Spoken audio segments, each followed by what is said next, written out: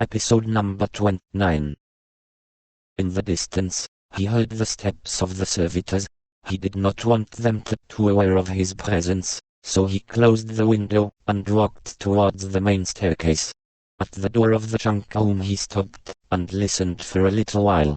All was silent. The two policemen were entirely at the whipman's mercy. He could have beaten them to death. K reached his hand out for the door handle, but threw it suddenly back. He was no longer in a position to help anyone, and the servitors would soon be back. He did, though, promise himself that he would raise the matter again with somebody, and see that, as far as it was in his power, those who really were guilty, the high officials whom nobody had so far dared point out to him, received their due punishment. As he went down the main stairway at the front of the bank, he looked carefully round at everyone who was passing, but there was no girl to be seen who might have been waiting for somebody, not even within some distance from the bank. Franz's claim that his bride was waiting for him was thus shown to be a lie, albeit one that was forgivable and intended only to elicit more sympathy. The policemen were still on K.'s mind all through the following day. He was unable to concentrate on his work, and had to stay in his office a little longer than the previous day so that he could finish it. On the way home, as he passed by the junk room again, he opened its door as if that had been his habit. Instead of the darkness he expected, he saw everything unchanged from the previous evening, and did not know how he should respond.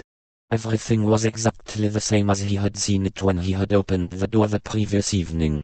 The forms and bottles of ink just inside the doorway, the whipman with his cane, the two policemen, still undressed, the candle on the shelf, and the two policemen began to wail and call out, "Mr. K."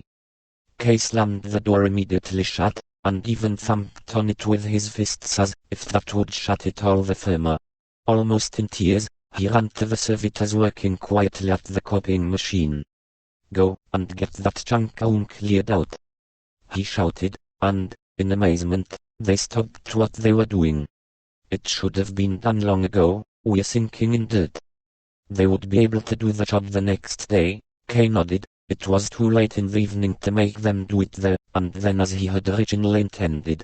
He sat down briefly in order to keep them near him for a little longer, looked through a few of the copies to give the impression that he was checking them, and then, as he saw that they would not dare to leave at the same time as himself, went home tired, and with his mind numb. Chapter 6. K.'s uncle, Le. One afternoon, K was very busy at the time, getting the post ready. K.'s uncle Carl, a small country landowner, came into the room, pushing his way between two of the staff, who were bringing in some papers. K had long expected his uncle to appear, but the sight of him now shocked K far less than the prospect of it had done a long time before. His uncle was bound to come. K had been sure of that for about a month. He already thought at the time he could see how his uncle would arrive, slightly bowed, his battered Panama hat in his left hand, his right hand already stretched out over the desk long before he was close enough as he rushed carelessly towards K, knocking over everything that was in his way. K.'s uncle was always in a hurry, as he suffered from the unfortunate belief that he had a number of things to do while he was in the big city, and had to settle all of them in one day. His visits were only ever for one day, and at the same time thought he could not forego a conversation, or piece of business, or pleasure that might arise by chance. Uncle Carl was K.'s former guardian, and so K was bound to help him in all of this as well as to offer him a bed for the night. "I'm haunted by a ghost from the country," he would say,